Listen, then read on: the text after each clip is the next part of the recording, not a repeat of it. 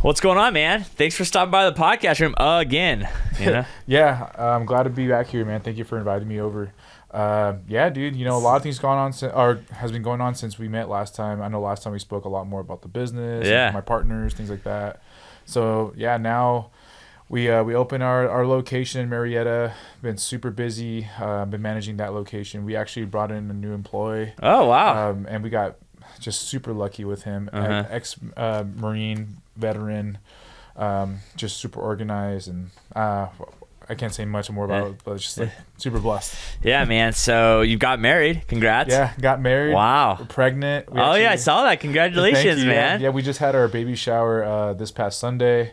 It was amazing. My wife and her parents are just so talented. They're so artistic. Yeah. They did all the art themselves. Oh, really? My wife, she painted a wave as a backdrop, and her dad cut it out. He's a carpenter, so he's like really, really specialized with like wood carpentry, obviously. So like it just looked like a wave. It was so cool. Dude, how does that change? Like, has that fueled you a little bit more? I was actually having a conversation with someone today. He was like, he's like, now that my kids are like moved out, he's like, obviously I still have the fuel to work harder, but like now, like I don't have my children looking at me every single day. Like, how do I feed you? You know what I mean? Yeah. So the motivation's kind of gone. So like, have you felt like now that a baby's on the way, now you have a wife, like, are you like pushing harder? Or? 100%. It just adds more and more to the fuel, or to the fuel to the fire. I'm super motivated and inspired to just be the best father figure for my kids. Yeah. And my wife too. I mean, we're on the same page about a lot of things. So thankfully, she's a grinder too. She actually just graduated the nurse practitioner program out at Cal Baptist University here in Riverside. Oh, nice. Yeah, and she actually just landed her dream job too. Where is she going to be working at? She's going to be working at AI Plastics. So she currently works at Kaiser, but she actually just landed a job for a family practitioner. Oh. So she's going to be doing more aesthetics, so like cool. Botox, the filler. All that. That's all the cool stuff now. Yeah. That's on the Instagram, you know what I mean? Yeah, exactly. That's cool, man. So the reason we had you come in today, man, like you're the only fighter I know. Really? Yeah, I don't know any other fighters.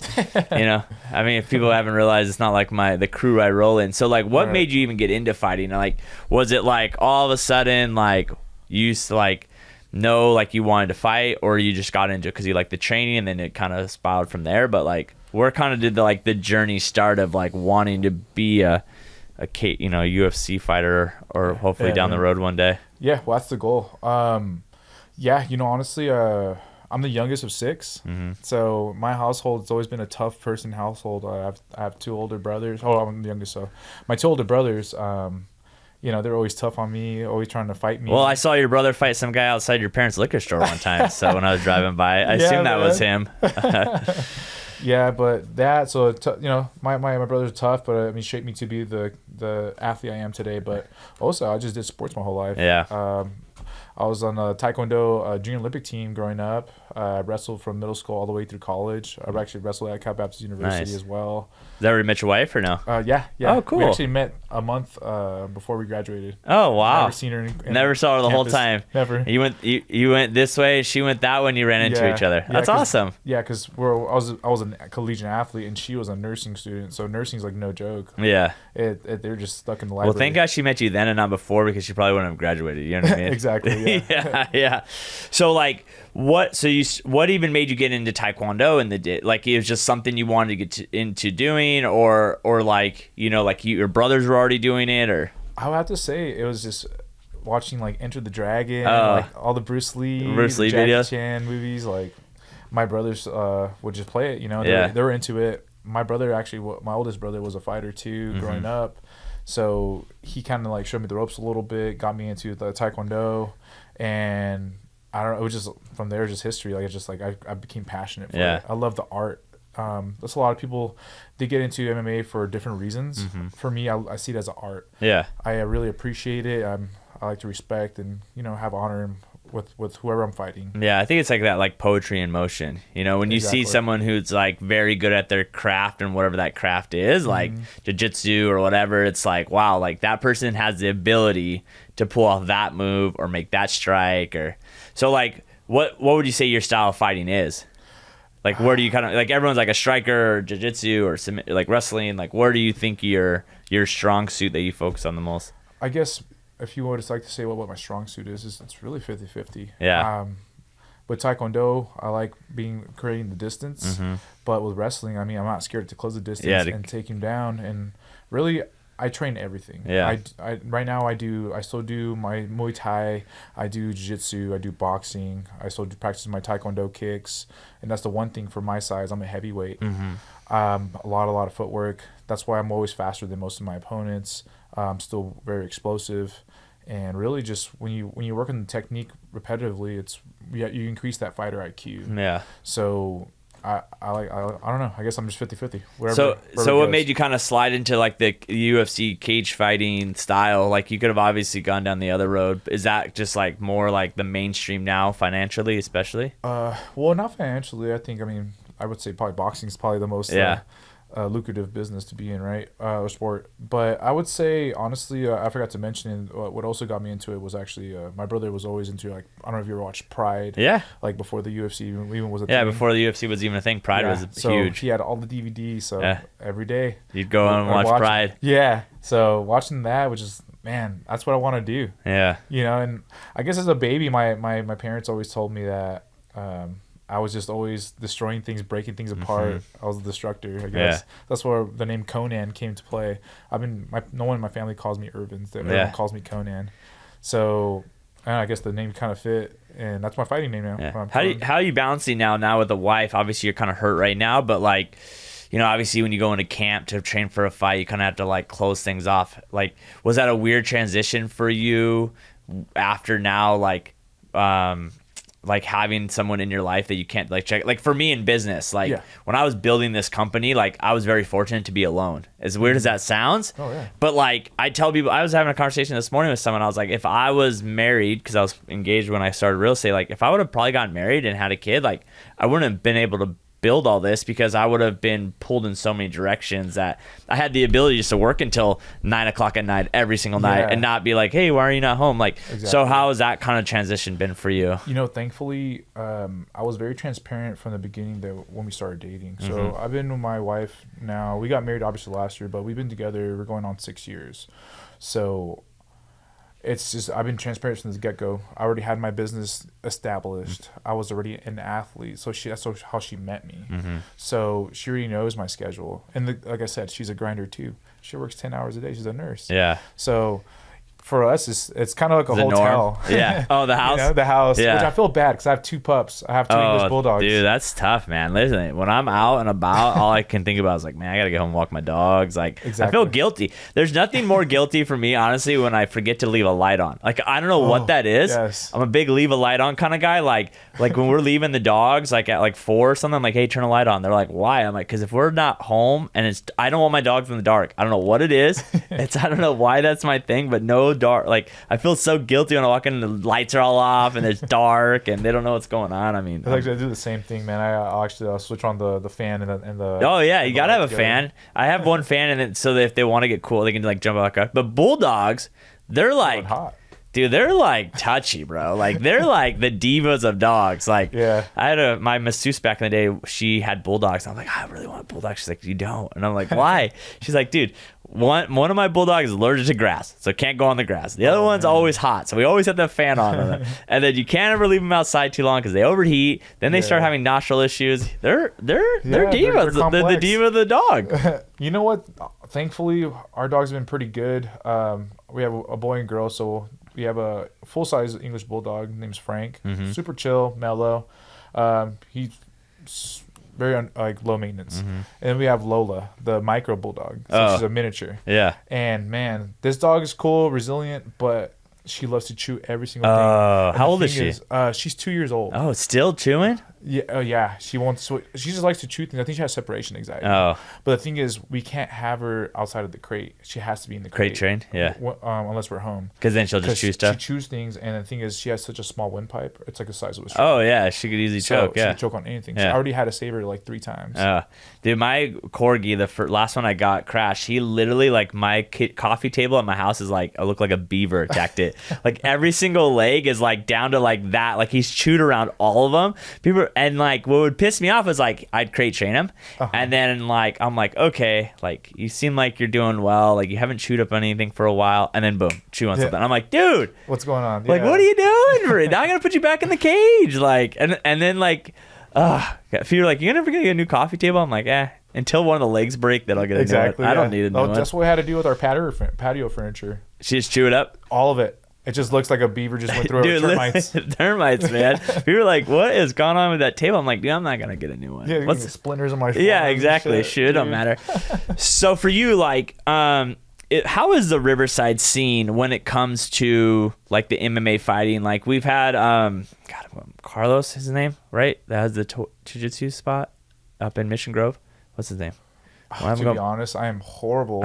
We have Carlson Gracie. In Orange Crest. Yeah, who runs that place? So it's actually it's owned by a guy named Merrill. He's actually one of the coaches there. Yeah. And then we have Sean Rees, who's the jiu-jitsu coach. Yes. Sean, who also does the soap company. Soaps. So we've had Sean in here, right? We were actually supposed to do a thing with him, and we never could connect, but we were supposed to do... He's a busy guy. We were supposed to do first aid jiu-jitsu. Like, I was supposed to go there, and he was going to run me through what it's like to be a brand new person, and we were going to videotape it, and then we were going to do a podcast there, because I think that's the hard part with just fighting in general. Yeah. Like, it's so, like, you're so scared to, like, walk in, you know nothing, you don't know anyone, how do I get into this? Like, even my buddy Mike, who was a professional boxer through high school, he has his own boxing gym, even that, like, I know him, and if I want to go box, I go box, but I'm still like intimidated. It's like you walk into this gym, I get you. You got dudes like you fighting,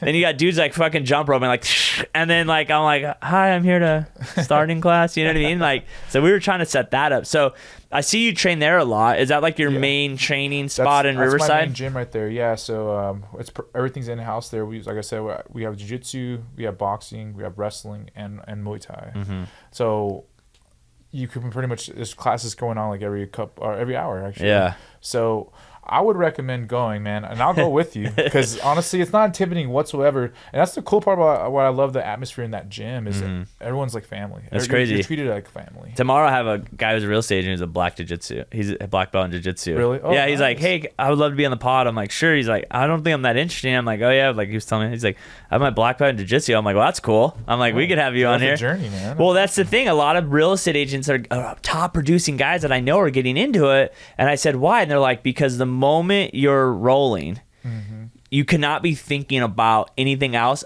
other than that, or you get choked out. Exactly. So he's like, it forces you to go in there and shut off work mind, or you get choked out. Yeah. Like you have to just stop.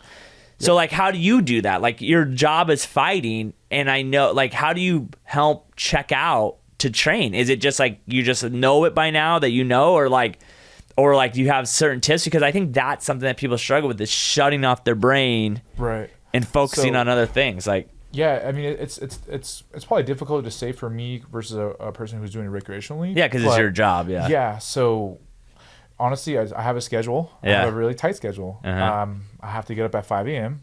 I have to head out to Riverside from Temecula because I moved to Temecula. Yeah. So I do strength conditioning. You've had Choi. Yeah. So you train with, because you train with them. Yeah. So I'll do strength conditioning early in the morning, and then I head to practice. So for me, it's just like, all right, gotta do my conditioning and do my strength. Boom. All right, now we're doing jiu-jitsu. All right, after jiu-jitsu, we're doing Muay Thai. Yeah. So it's just back to back. Are you still? So how often are you working in the shop in Marietta? I'm still pulling 10-hour shifts. Oh yeah, every day. Every day. Damn, bro. I have Sundays off, and actually, I just started getting Tuesdays off. Oh. So, yeah, for me, it's just like I don't make excuses, man. That's the one thing. If you and this is a message for everyone is if you have a dream, pursue it, no matter what it is. You know, if you fail, well, find a way to make it happen. Yeah, it's funny. Like the one cool thing about this podcast has been, and it's like What's Good in Riverside or the real estate podcast, whatever. It's like successful. Like it doesn't matter who you talk to and whatever aspect they're in. It's always the same like 3-4 things. That's like work hard, surround yourself with the right people, be able to handle the hard times, and stay consistent. Like that's literally like because we all go low, we all go high. You have to work hard. You have to have the right coaches around you. Yeah, you know what I mean? Really so did you go through a lot of time finding the right coaches, or were you just very blessed to just like fall into all the right people at the right time? Honestly, I would say, yeah, I've been blessed, honestly.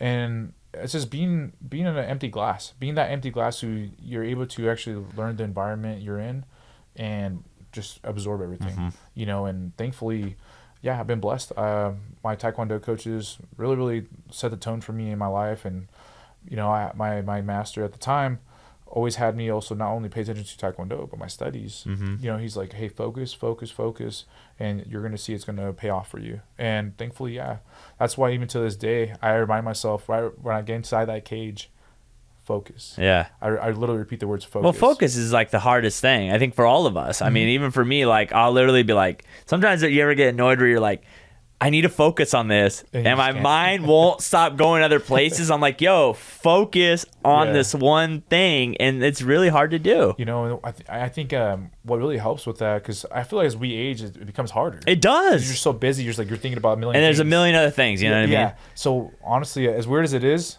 if you can, meditate. Oh, dude, everyone's telling me this meditate game, dude. I think I don't want to try because like I go 30 seconds into it and I'm like I need to like work on that. That's the one thing I have like try to focus on this year is like I'm starting to learn that like I can't go to the gym in the middle of the day anymore. Like I'm too busy. Yeah. So if I want to work out in, I'm not a big night training guy. Like I'm dusted by the nighttime, man. Dude, like nighttime, like if anything comes up, you're gonna say no to the gym. So I know, like I started telling myself, like, all right, starting this week, you're gonna start getting up at 4:30. Because I'm not. Are you a fast mover? I'm not a fast mover in the morning. Like no, like for me, like I can wake up 4:30, no problem. But it's like lay in bed for a half hour, get a cup of coffee. Like my girl, dude, she trained yesterday at like 5.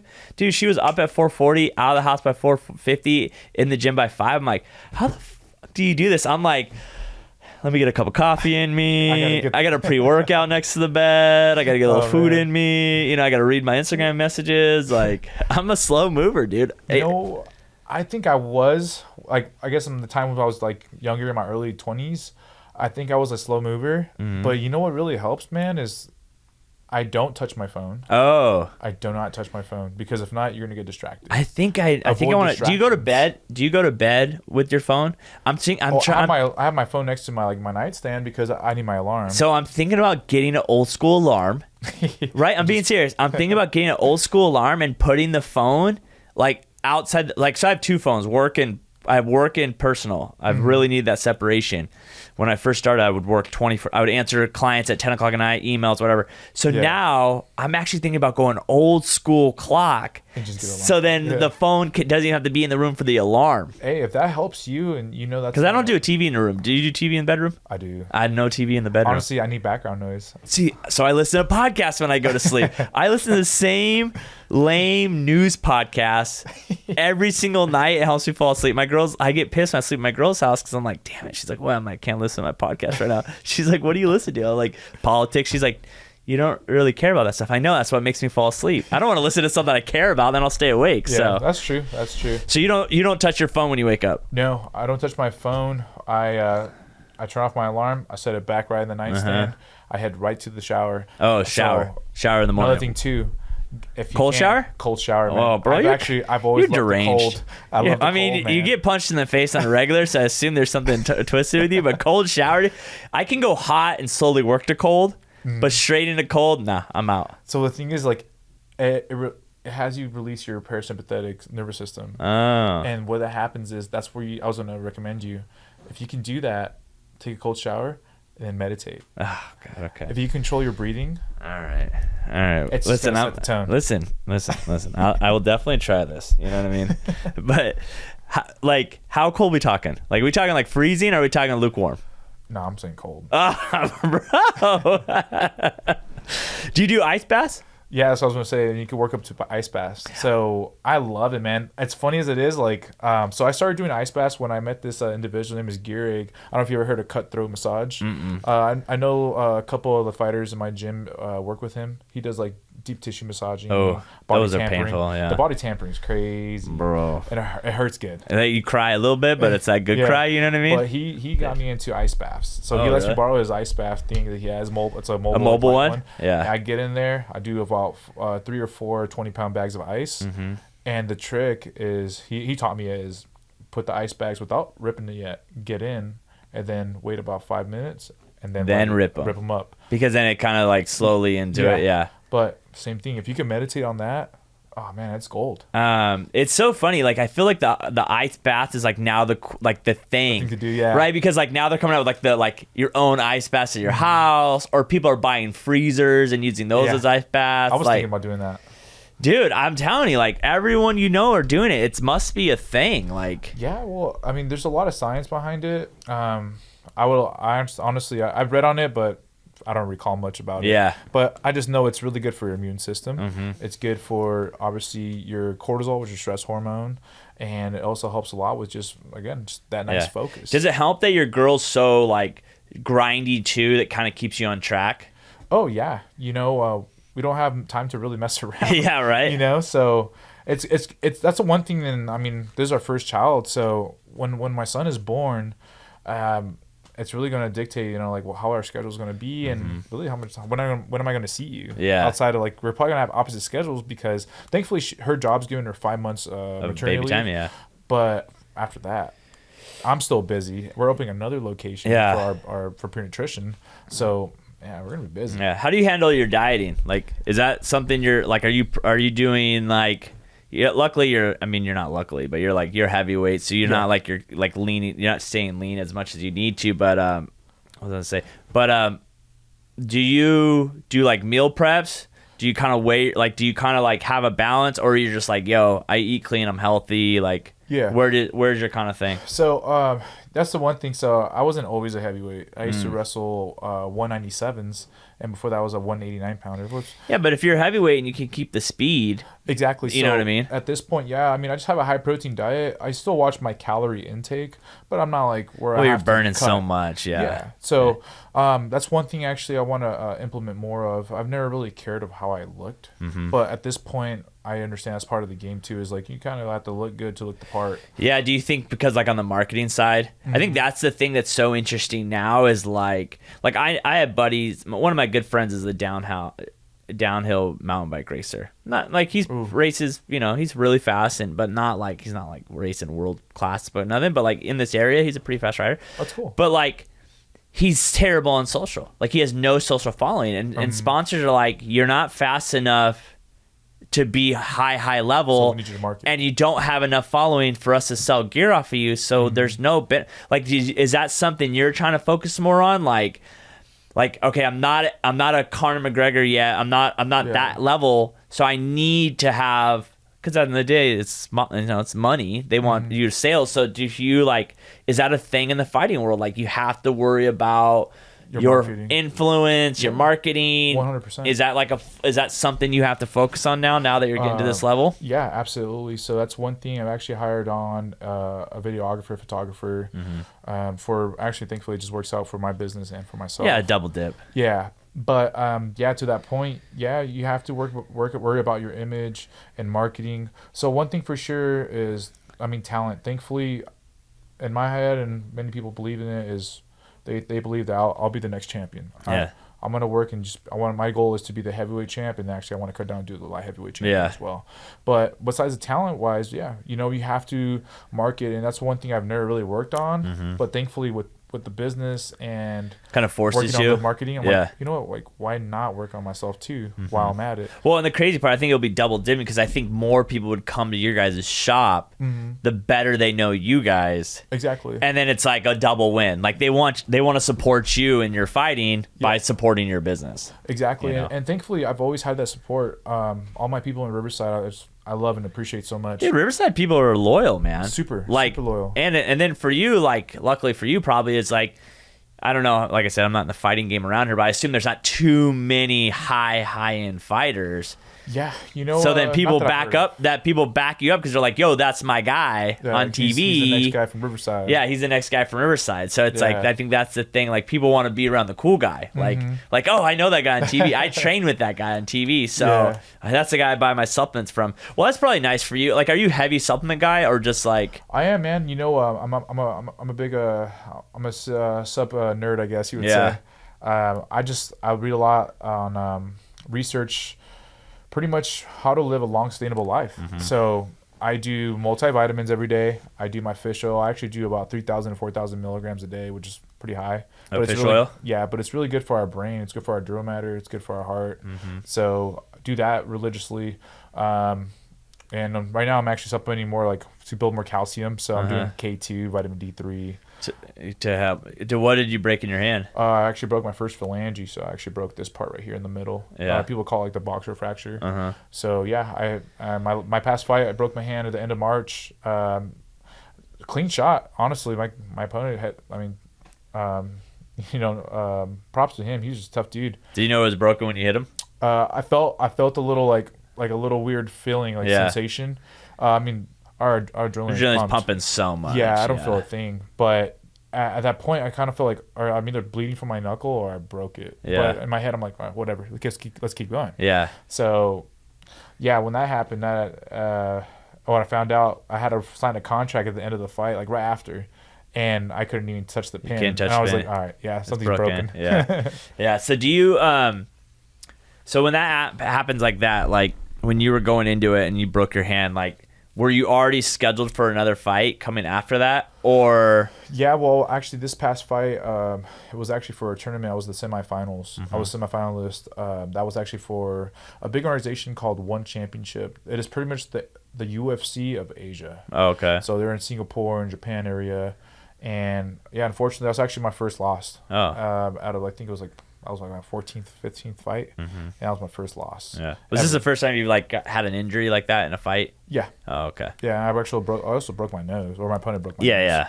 So I still can't breathe out of my left side. Well, and it's crazy. It's like sometimes it's just bad luck. I mean, like, it's part of the sport. You know what I mean? Like, it's just gonna happen. Like, I guess you're not fighting enough if you don't. You're gonna lose. Yeah, it's inevitable, right? Yeah.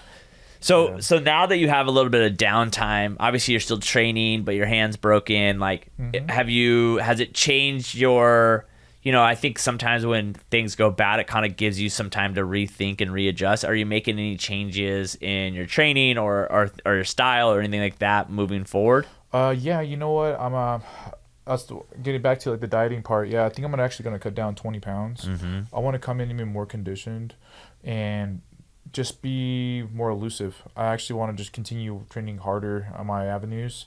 I think I am gonna work or try to outsource and work more different types of stand-up coaches, and just to add to the arsenal. I love my team and everything's going well with us.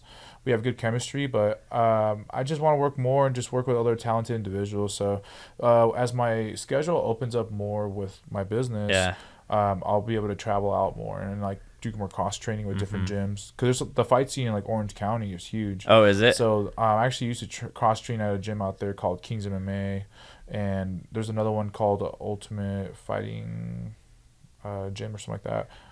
But a lot of pro fighters there, like in the UFC or Bellator. Yeah. So I just want to go cross train and just, you want to be the best, you got to train with some of the best. Yeah, I saw on your Instagram like maybe a few weeks ago. Did you try to get on the UFC fighting show? What's that show called? Yeah, the Ultimate Fighter. Ultimate Fighter. Did you try to get on that? Did you go interview? Yeah, they flew me out. The producer called me, flew me out to Vegas, and we had to do medicals. We had to quarantine because of COVID. Yeah. So we're stuck in a hotel, couldn't do anything. We only had 1 hour. It was like prison. You had 1 hour to go work out in the gym. No one else could be in the gym but you. What year was this?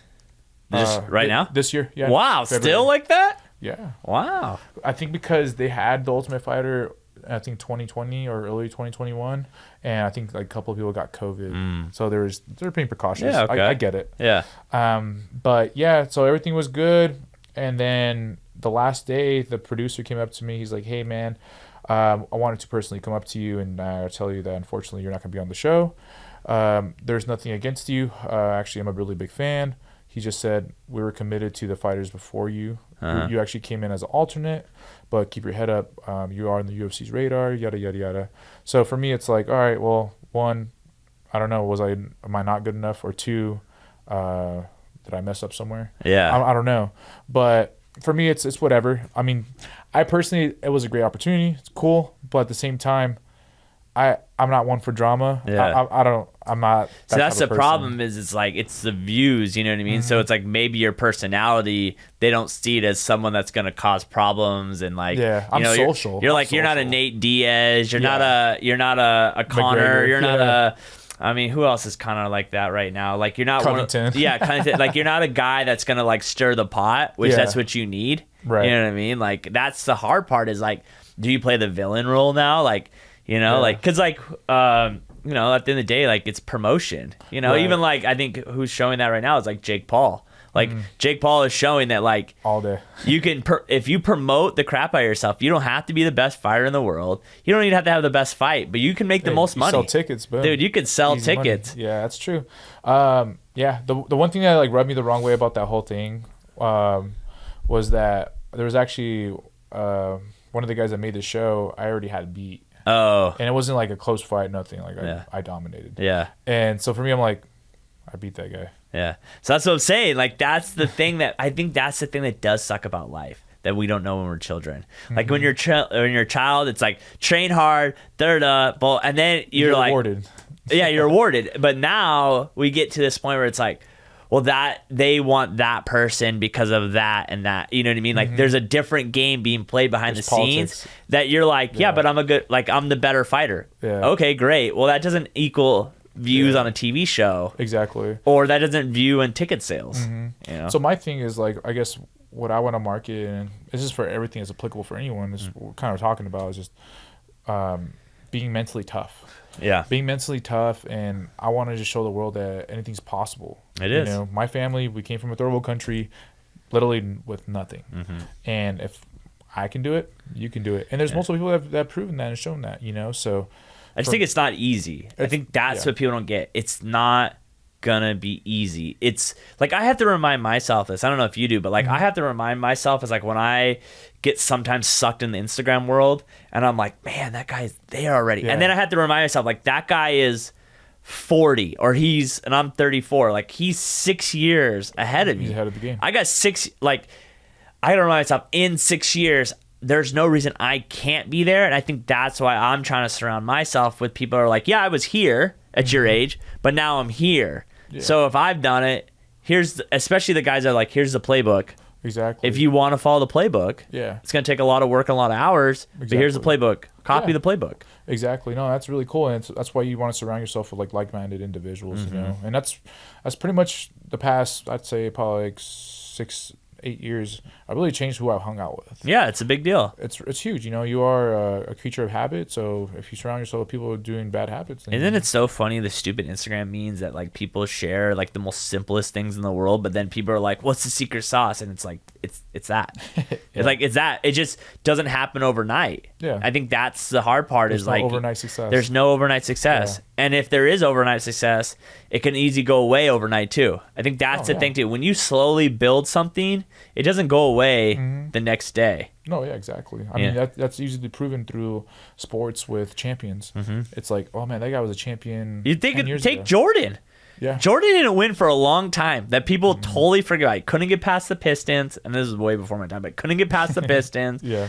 Like couldn't get back the Celtics. Like they kind of had his number, and then he goes off for 6 and 6, and now he's the greatest of all time. Like the GOAT. He's the GOAT. Like, but there was times. I mean, shoot, the guy didn't even play in high school. Like, you know what I mean? Like, and if he would have quit, he would have never been where he's at. No one like, know who Jordan was. Like, do you have like a time frame for yourself? Like, obviously, luckily in business, there's no real like shelf of age for me.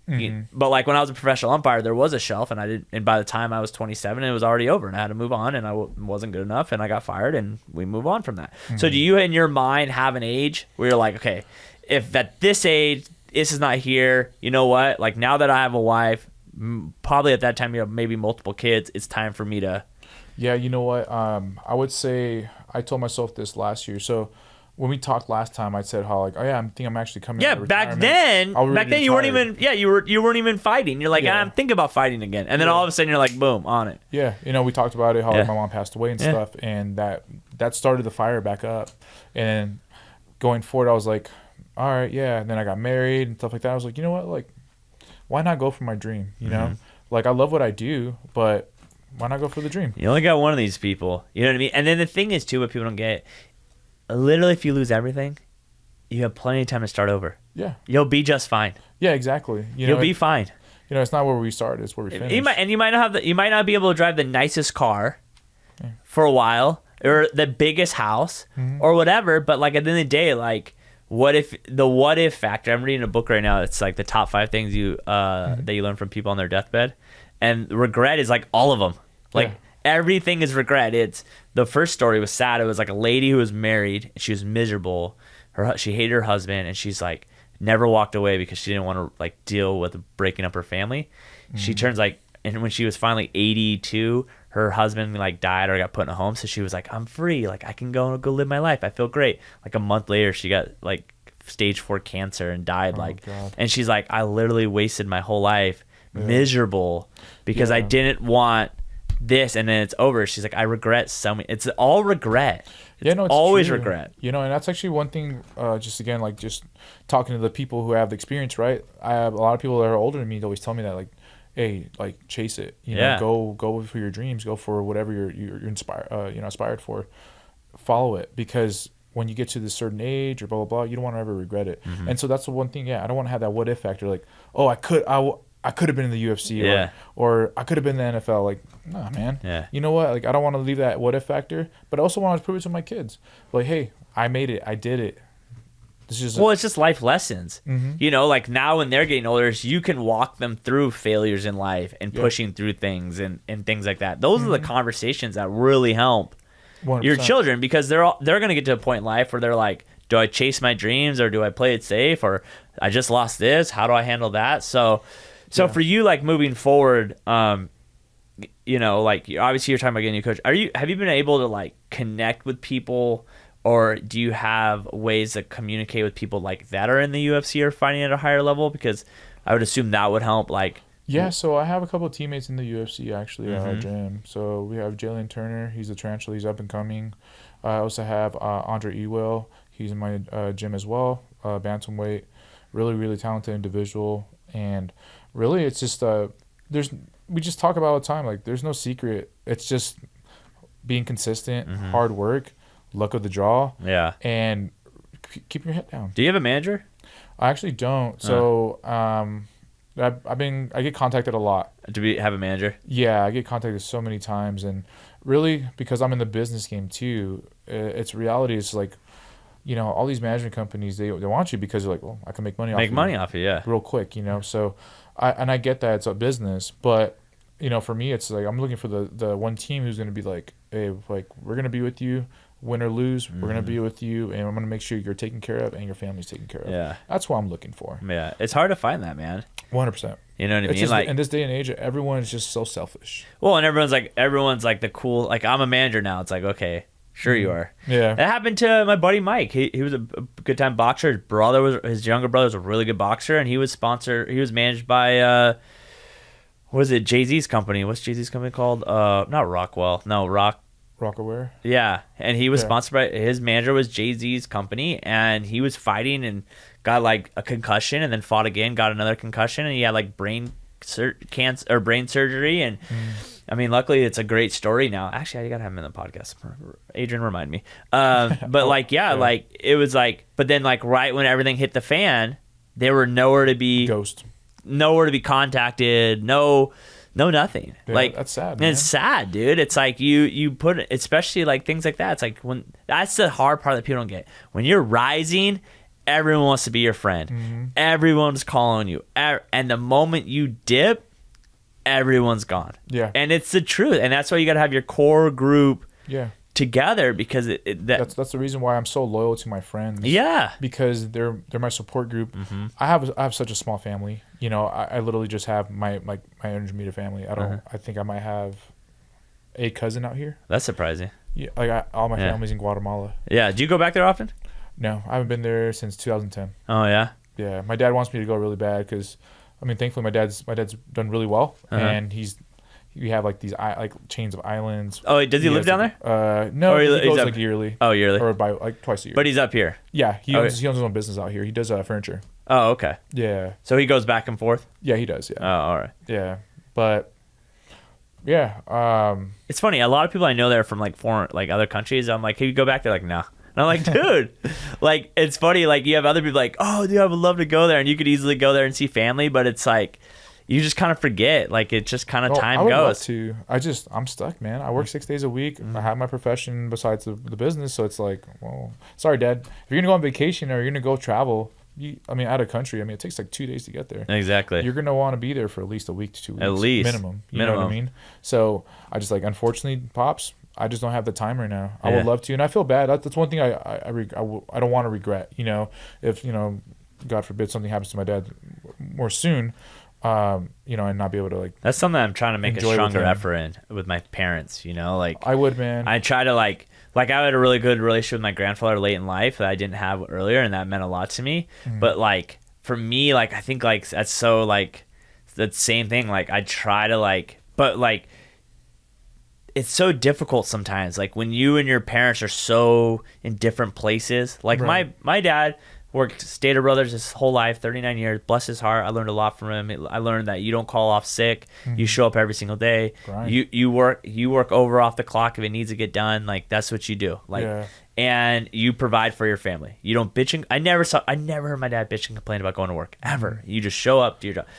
But the hard part is like now I'm running this company. And I'm making really big financial decisions and things like that, like hiring, fire employees. That probably helps your dad. You and your dad runs this business. So hiring, like, do I hire this person? Do I fire this person? Yeah. And so I try to talk to my parents about that. And they're like, I remember one time I'm like, yeah, I fired that person. My mom was like, you just fire everyone, don't you? And I'm like, listen, Mom, every week a check is written to them. Yeah, that's money out of my pocket. Money out of my pocket. And if they're not doing a good job, they gotta go. Yeah, if you're wasting my time, if you're wasting my money, oh, it's worse. Yeah, I'm sorry. I'm trying to build the best team. Exactly, it's all about building the team. That's the analogy I always use. Like I always use the analogy in my world. Like people be like, oh, and I'm like, it's just think about a basketball team. Are you LeBron or are you the sixth man on the bench? Yep. And you got to figure out who you are, because if you really want to win the championship, whatever that championship is, if it's money, freedom, whatever, like sometimes you have to admit you're like the guy coming off the bench. But then go find a LeBron or go find a Jordan to play with. Yeah, for sure. Just like Pippen. Pippen needed Jordan. Jordan needed Pippen. Like, and the hard part is now Pippen's like all pissed, but it's like, bro, like let's be honest, you wouldn't even know. You wouldn't have the championship you have if it wasn't for him. So and vice versa probably. Yeah. So moving forward, like you want to fight. How long do you think until your hand's fixed?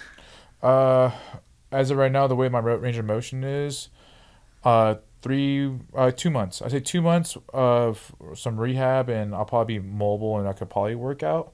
But are you working out at all right now? Are you training at all? Oh yeah, I'm working out almost every day. Yeah. I'd probably say I'm hitting about the gym about 5 to 6 days a week right now, and I'm doing legs a lot. I'm doing legs. Some machine work for chest and like some shoulder stuff, but primarily legs and cardio. Yeah. And I hit the bag. So I hit the bag, and I just put one glove on, and I just pretend like I'm punching with my right arm, but I still do all the motions on the movements. A lot of footwork, like I mentioned earlier. That's the one thing for sure is I have to work on my footwork. I'm very passionate about footwork. Yeah. Do you think are you struggling with footwork right now? Is that like a weakness, or you just you just think footwork's... I pay attention to a lot of fighters, and when you look at the top of the chain, the top of the top in every sport. Do you watch fighting? Oh, sorry, just cut you off. But do you watch other people's film a lot? Are you a big film guy? I don't watch my opponents. No, but you watch like other people. I watch other people. Yeah. And I'm just like, all right, why is that guy so successful? Why do you land that combo? And it's like you look at their footwork, their transitions, and I mean, there's that. And the thing with MMA is, sometimes like you just threw a lucky shot and then you were there at the timing, But for the most part, it's very technical, very technical. So I think that part is underrated. I think nowadays, I'm not a big, huge fight guy, but I do watch everything. But like, I think back in the day, UFC, when you had what's his name, the dude that like was blonde, he would fight everyone. He had like he was a really good striker. He had hands like, yeah, he was like a shorter guy. Anyways, it don't matter. But like DJ Dillashaw? No, before him, like before when he would fight like Tito Ortiz. What was his name? Chuck Liddell. Okay. So Chuck Liddell threw hands, dude. Like he would go in and war, and he would get hit in the face, but he would throw hands. Like now, it's so technical. Yeah. Everyone's so good now. Yeah. Like from up, like back then, it was like the card was good, and then dude, the people that the first fight of the day, the prelims up, like. Dude, everyone's are fighters now. I don't know if it's the training or the technology, but dude, there is just fighter. They're all good now. Yeah, what I would say is it's a little bit of both. Yeah, the sport's getting bigger, right? So, but also too, it's before it was just like, all right, we're just getting people from America. Yeah, now it's everywhere. Now it's everywhere. So you have all and the money's people, better probably. And the money is better, 100%. And also too, the recruiting's better. Before it's like, you want to fight? All right, I'll get you in there. Yeah. You sucked. All right. Oh, this guy's badass. We're gonna bring him in. All right. We'll market him the most. That kind of thing. But it's getting to the point where it's like how we talked about marketing. So it's like who can be the best athlete and who's marketable. Who can sell the most. When your son gets a little bit older, are you gonna get him into fighting? Yeah, he's gonna wrestle. So he's gonna have to wrestle all the way till he gets to high school. So wrestle over jiu-jitsu? If he wants to jiu-jitsu, I'll let him do it. So I'll let him kind of like free roam. But it's just one thing for sure is wrestling just taught me so much discipline, and I hear a lot from everyone. Yeah. Any type of job interview I ever had, I put that on my resume, and when they say like, "Oh man, you wrestled in college?" Yeah. Oh man, like it's like an unwritten rule, I guess. Yeah. Or well, it takes discipline, man. You got to hold weight. You got to train. You got to do cardio. You got to. There's no one else is gonna do the work. No one it's a team sport, but it's not. And like, there's no way that you can half-ass it. You have to cut the weight, and then if you're gonna be somewhat of a good wrestler, see, striking, you can get one punch on someone, and it could go. But when you're wrestling, like you're like full commitment. You're grinding. You got to do the cardio, you got to do the strength, you got to do the technique. There's just so many aspects of it. It takes over your life. Yeah, and then the one thing from wrestling in college, and I love is, I talk about a lot of mental toughness, but our coaches broke our mind. They broke us to the point where it's like, all right, you're mentally weak or you're physically strong. Which one is it? And sometimes, our bodies only have some certain limitations. Our coach taught us, like, even with the limitations, we're still going to go. Yeah. You still have another hour of wrestling, keep going. Yeah. So I'm highly appreciative of our coaches that we had in college. He actually just retired this year. Oh, wow. But it was actually, I think he's like 3-time or 4-time like national champion. Lenny Zaleski. He wrestled under, I don't know if you ever heard of Dan Gable, really famous wrestler and coach. He's a Hall of Famer. Yeah. But he taught us just so much of like the classic Iowa wrestling. Oh, Iowa. So, yeah, dude. Iowa. Just tough. Yeah.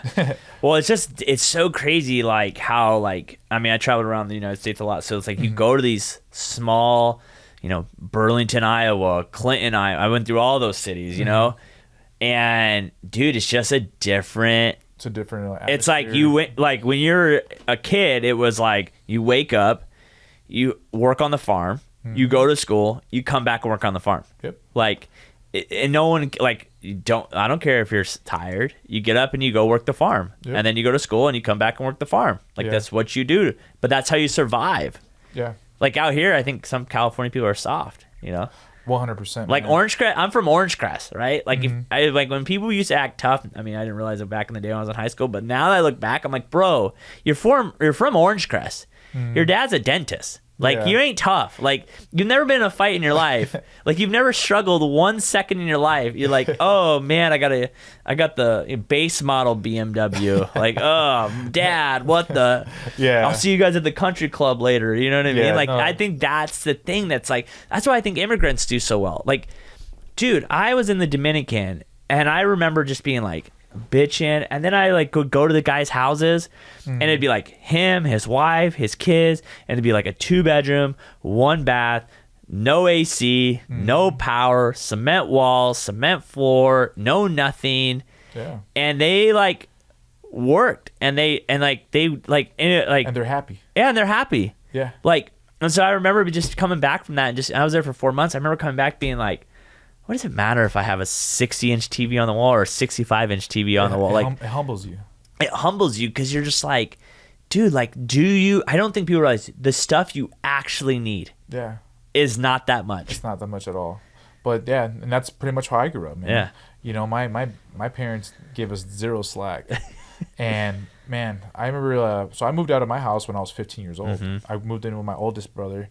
And he's like, all right, if you're going to move here, you're going to build your own house. Yeah. So we had to build the house, and we built the back house. Oh, really? And man, I had landscaping duty every weekend. Yeah, right? Yeah, my buddies just like, they're like, till this day make fun of me because they're like, oh, you don't have to go chop a tree or something like that. Because like I have to like chop my neighbor's tree down, whatever it is. Yeah. It was just like, I had the most random stories from my friends, and they just thought I made excuses until like they actually saw me. Like came over, yeah. I used to do cement in the summer when I was in high school. I don't even know how I got sucked into that, but that is the worst job in the world. Laying cement in the middle of the summer, in the middle of the day, when you have no clue how to actually do it. So I'm out there like scraping. I'm getting yelled at that it's not even. Wrong. Yeah, it's wrong. And I'm like looking at it. I'm like, what are you talking about? That looks exactly like over there. And they're like, it's uneven. And I'm like, and then they're like, hurry up, it's drying. You're like, it was man. I just think back, like, first off, like, how did I get in that position? And second off, like, it is true. Like, I remember watching those guys,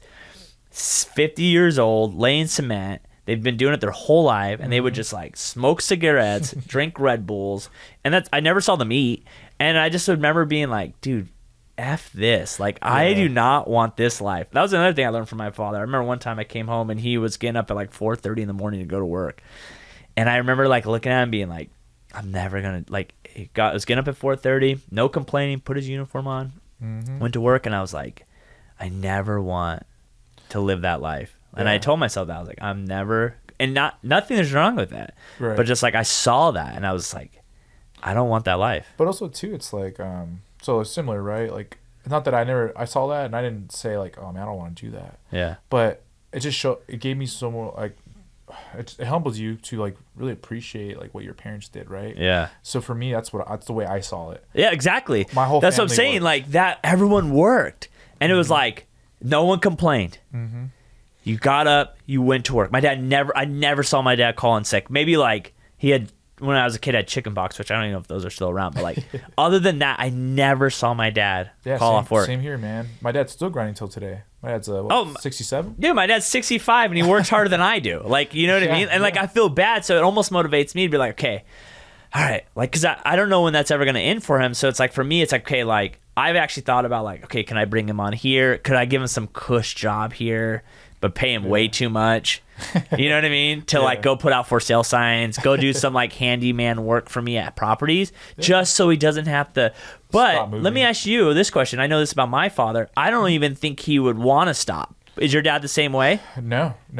To this day, man, it's as funny as it is. I mentioned it like probably like 8 times when my baby shower. I was like, I'm surprised my dad is here. Oh yeah, because he's never shown up to anything. The only days he ever took off was Christmas Day. That's what I'm saying. Like, I don't even think they want to stop. Like, I think that generation is like, that breed is like, this is what we do. Extinct, man. Maybe because it's like, that's how they feel like they bring value to the family, or like that's something that's weird. Like, for me, like, that's something I've gotten from him, but it's like, this is my job.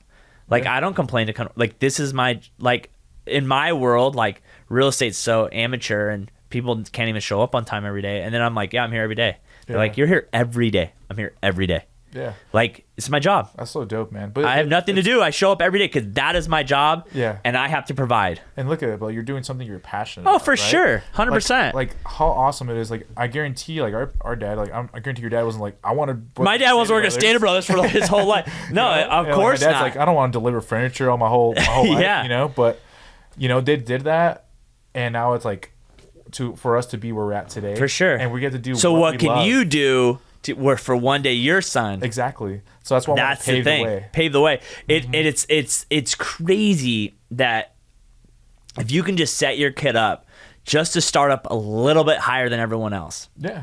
That's why I wish the education system could have been different, where it's like they taught us finances. But I still don't know financing. Right, you know what I mean?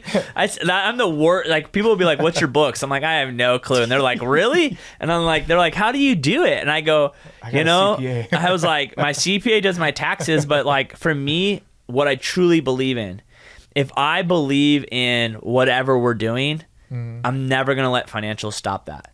Like, that's a really good if I think this is better for me, my clients, my agents, my office, I'm going to pay for it. Just like this room. Like, I hated the other room. Even though we were like the only person that really has a podcast room in Riverside, but I walked in one day, I was like, this room sucks, dude. Like, this is terrible. Like, what are we doing? Like, this is, and I just ripped it off the wall, forced myself to build a new one, and this room cost me way more money than I thought it was going to. But at the end of the day, it's totally worth it. Like that. It's always like that. Oh, 100%. Like, was that something new? And you guys are like, oh yeah, we're gonna open the Marriott, and you're like, fuck, dude, this shit's costing way more. Oh yeah, it's like everything's double what you think it's gonna cost. I think we went over like $20,000 over budget, man. Yeah. You know, and your pocket minutes, so you're like, well, we can't stop now. Yeah, at this point, yeah, it's like, well, shit. I mean, we're locked in for 5 years in our lease, or I think 10 years, something like that. Dude, isn't it funny when people that don't do what we do, they come in, they're like, yeah, you should like something that bothers me in this place. Like, I really would love to repaint it, right? Even though it brings no value to the company, and it really doesn't have to be done, but I'm like, someone's like, yeah, you should probably repaint this place. I'm like, yeah, cool, give me $7,000 and we'll do it. Yeah. Give me 7 racks and we'll repaint the whole office. Oh, never mind. Like, exactly. I don't think people process like how much stuff costs. Oh yeah, for sure. And everyone thinks we're balling because you own your own company. Yeah, it's like, man, I wish, man. Do you, when it comes to like the training with Adam and like, because you are kind of like a well-known like person up here, whatever, in the fighting world, do they like, how does that work? Do you guys have like deals with each other, or like? Well, I work with the 2 individuals at that gym at Animal House. I work with Choi, Poilok Choi, and I work with Andrew Flores, the mobility guy. Yeah. So I work with both of them, and so honestly, I personally don't ask for discounts. That's one thing after owning my own business. Dude, I tell people all the time, just give me full price. I want to support. Give me full price. I don't want a discount. If you want to offer me one, great. But I don't want... I'm never going to ask for it. But like when I get a discount from someone, it's like, okay, what am I getting a discount back? And then I'm like, okay, I'm going to make a post about you so then more people can get known to you. Like that's like, for me, that's how I look at it. It's like, if you're going to kick me back a deal... I'm going to kick you back free marketing. Yeah. You know, luckily I have a decent following in this town and people watch my shit. So it's like, okay, I can at least do that for you. Yeah, I can help you out in that way. No, exactly. And that's why I tell my friends, like my good friends, they'll be like, dude, don't give me a discount. Please don't give me a discount. Oh, at the shop? Yeah. And I'm just like, bud, look, I'm going to hook you up. The one thing I ask you for is just spread the word. Yeah. That's it. It's like, I think that's the thing that like people don't get. It's like, I don't mind doing stuff for people, but it's like, dude, like, if I do like one of my pet peeves, so you know this, like I hate when I do a podcast with someone and they don't share it. I'm like, dude, like, I'm helping you, putting you on my platform. I need you to help me, and like, but then it goes back to like, that's why maybe you're not where you're at because you don't understand the game, and like, that's true. Yeah, I mean that's the one thing for sure with the game for sure is you have to play the game, and you got to keep. You got to keep it with the motion. You got to stay with the motion. Do you struggle with that because you have business partners and you're more the marketing guy? Like sometimes you think they don't process the marketing side of it as much, or thankfully they gave me like just free range. Yeah. We have our roles. So I saw you guys did a promotional video lately. We're doing like some skits. I've seen the skits. I've noticed that. I've seen the skits. Like I've seen you guys trying to step up a game a little bit. Yeah. What the thing is for us is this. I was like, all right, how can we do something interactive and funny? So it's not just so adsy and salesy, but also too like be us, be original. Yeah.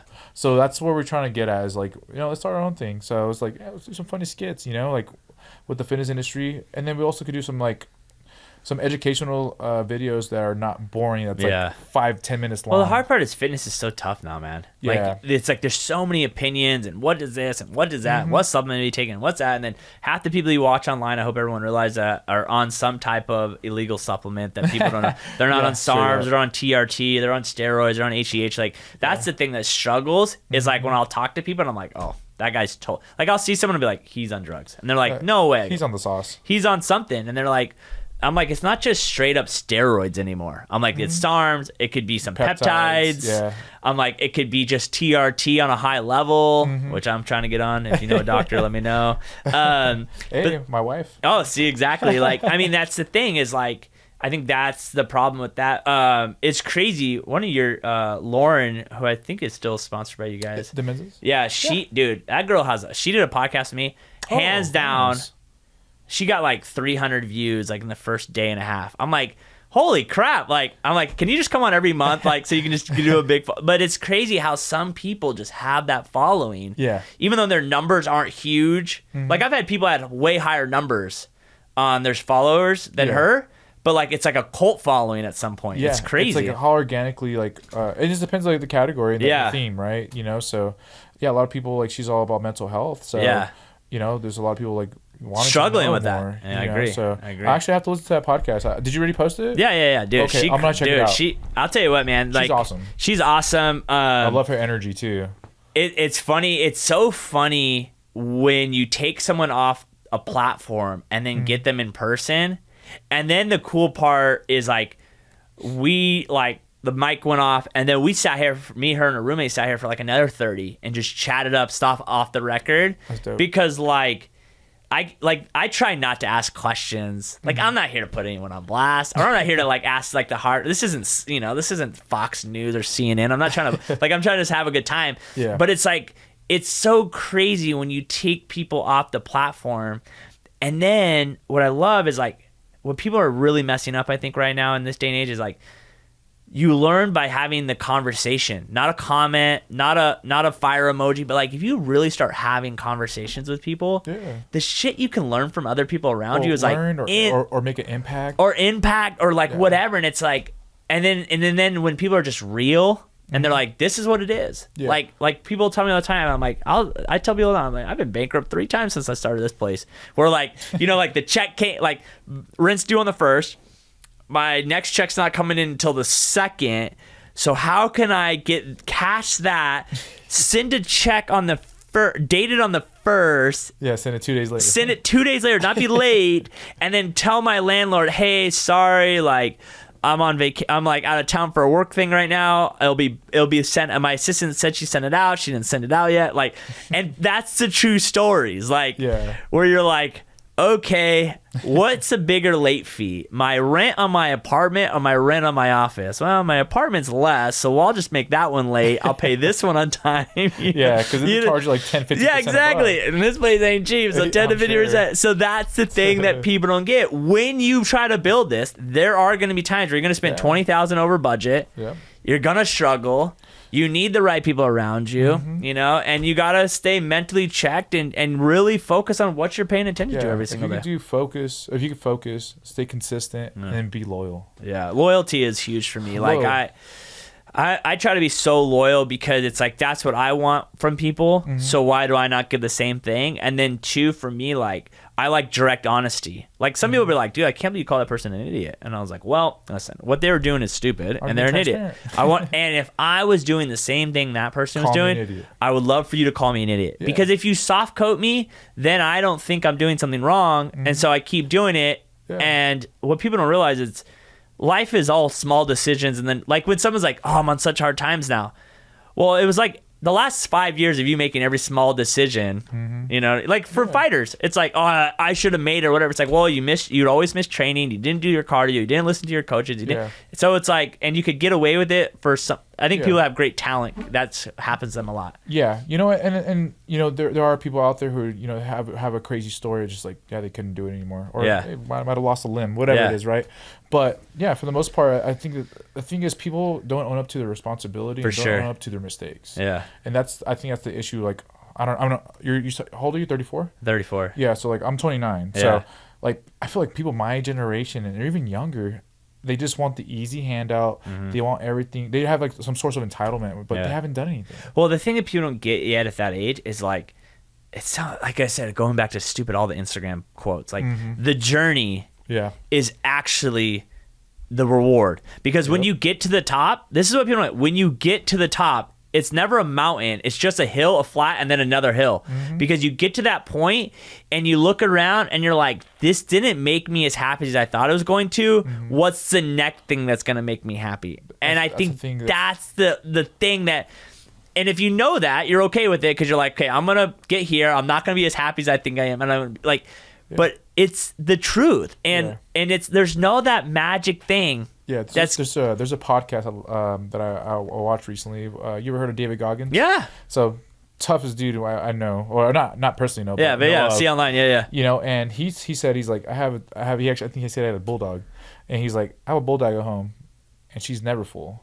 So the thing is, never be satisfied. No. Never be satisfied. Like, appreciate what you've done and accomplished, but never be satisfied. Well, I think because it's satisfaction is like you're gonna always be changing what success is. If it's money, or it's a car, or it's a house, or it's your peace of mind, or if it's health, or if it's, I mean, sadly, even if it's like you're at a point where it's like, I just want to be able to walk around the block.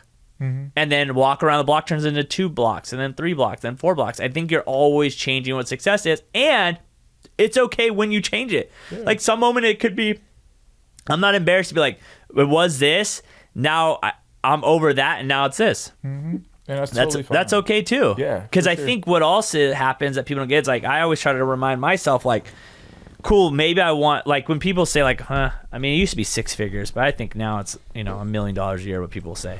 Do you have what it takes to make $1 million a year? You might not want to do what it takes to make $1 million a year, but you might be cool at $250 a year. Yeah. And that's okay. And that's okay too. If you're able to live a happy, sustainable life, I agree. Perfect. Awesome. I agree. Just be happy in what you're doing. I think that's the best thing. Exactly. And not live happiness day by day or moment by moment, because there's probably times you roll into the gym and you don't want to do it, but you're there. Same thing. Yeah. There's times where I do not want to even sometimes do a podcast. Even though I love doing podcasts, sometimes I'm like, oh, fuck, I got a million things going on in my mind. My phone's already ring like 4 times. I'm in a podcast, but you can't live every moment like, oh, I'm sad right now. It's like, give it some time. Like, if you're miserable for a month of doing something, then maybe you need to check yourself. But like day in and day out, like you're gonna have that. You're gonna have those days. Yeah. But the thing is, I don't know. For me, it's like when I have those days, I just remember talking about our parents. Yeah. My dad, my mom.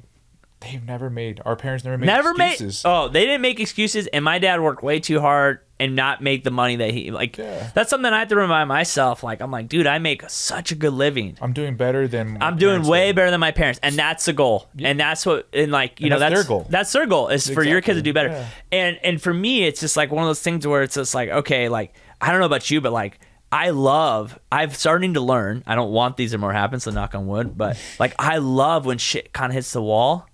And it kind of checks you. Yeah.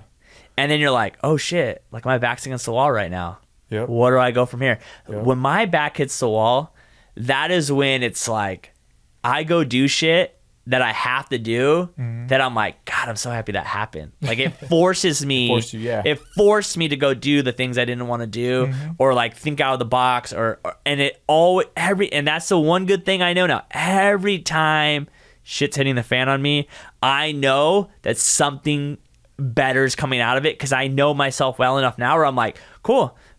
I remember maybe a year ago maybe, like I lost like 7 deals. Like I lost about $100,000 in about a week. Damn. Yeah, it was a little rough week. Yeah. And I couldn't sleep. So I came here at 4:30 in the morning. I came here at 4:30 in the morning and mailed out over 2,000 mailers. Heck yeah. But I was here at 4:30 in the morning because I can't sleep. Yeah, I can't sleep. I could dwell over what I lost, but let's go. Yeah, for sure. Know? That's a good way to look at it, man. That's cool. Yeah. I'm gonna send you a video. Like I'm a big David Goggins fan. I'm about to let the David Goggins. I know you'll never watch this podcast, but if you do, hit up my boy.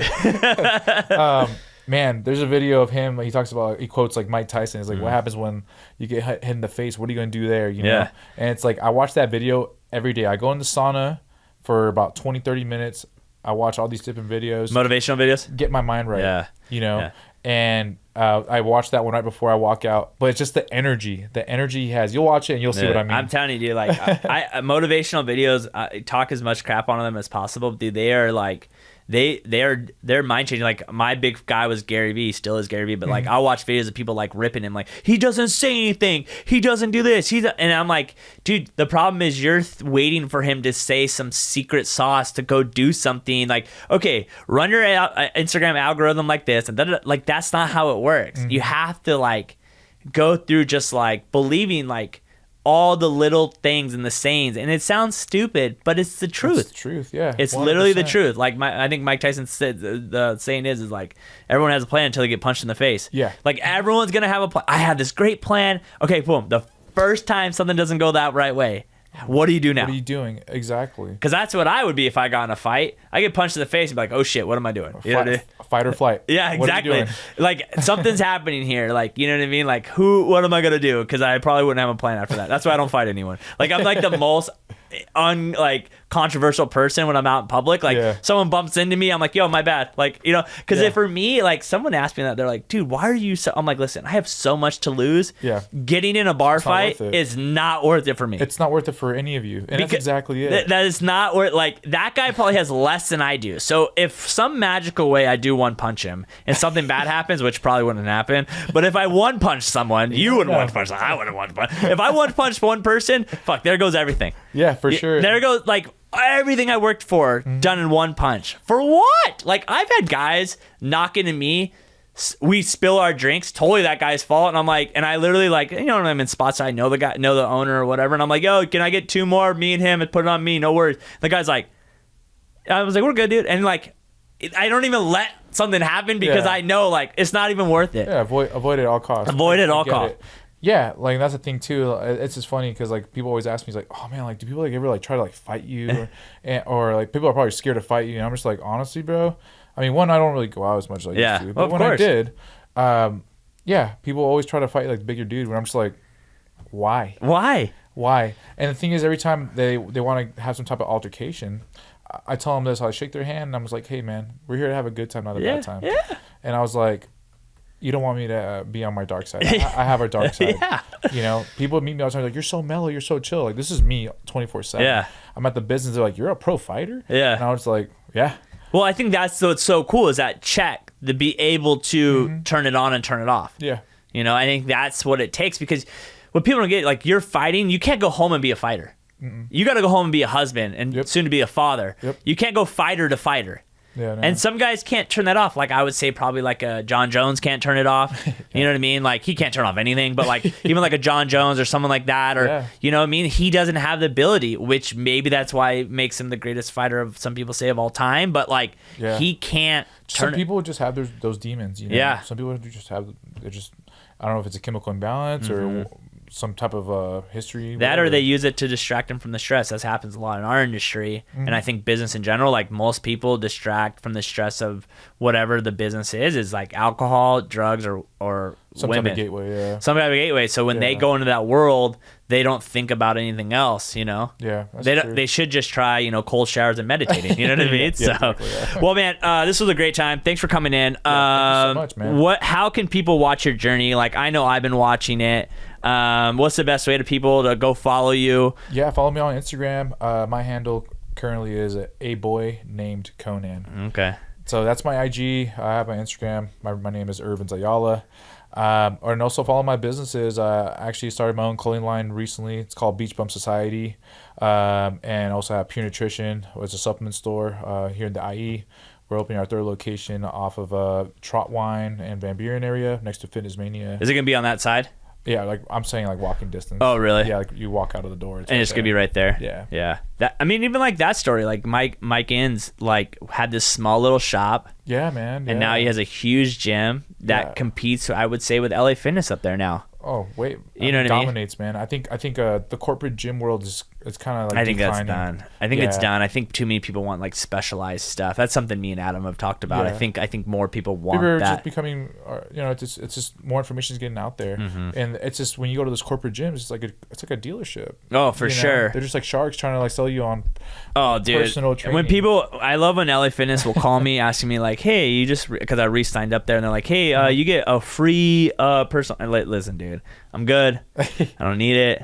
I'm all right. And then they're like, oh, no, are you sure? And I like started like, listen, I might be fat right now, but I kind of know my shit. So I'll like literally be like, like these are my calorie intakes, and they're like, all right, never mind, you're good. So yeah, you probably know more than them, right? I try, but the thing is, I think too in life, like I'd love to be a perfect world, but like right now, like this world is taking over and then now I have a girlfriend, she has kids. So for me, like that's what we were talking about earlier. Like I finally have come to this thing, like if I want to train or work, I'm not going to go train. Like what I do is not training. When I want to work out, like it has to be at 6 a.m. I just won't go. Best thing, dude, on this cold showers for everyone. Cold showers. Meditate. No, honestly, just don't let anything distract you. For sure. Do your assignments first. Yeah. And then if you want to get distracted later. That's why I need the background noise at night, because all right, all my duties are done. Put on Netflix, whatever. I'm going to sleep. I can't sleep with no noise. It like my mind does not shut off, dude.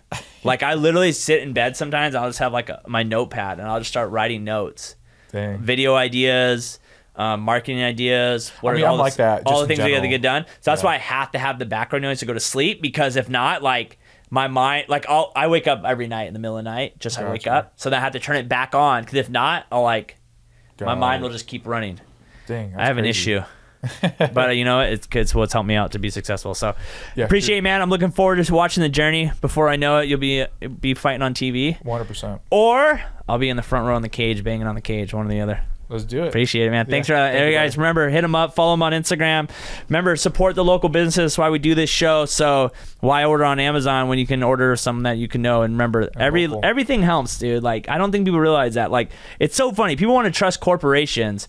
The corporations will not be there when you need them. The small businesses will be there when you need them. Absolutely. They actually care about you, because at the end of the day, they need you. They need return business. And I hope people realize that. So appreciate you guys watching. Make sure if you want to be on the show, send me a message. Until next time, peace.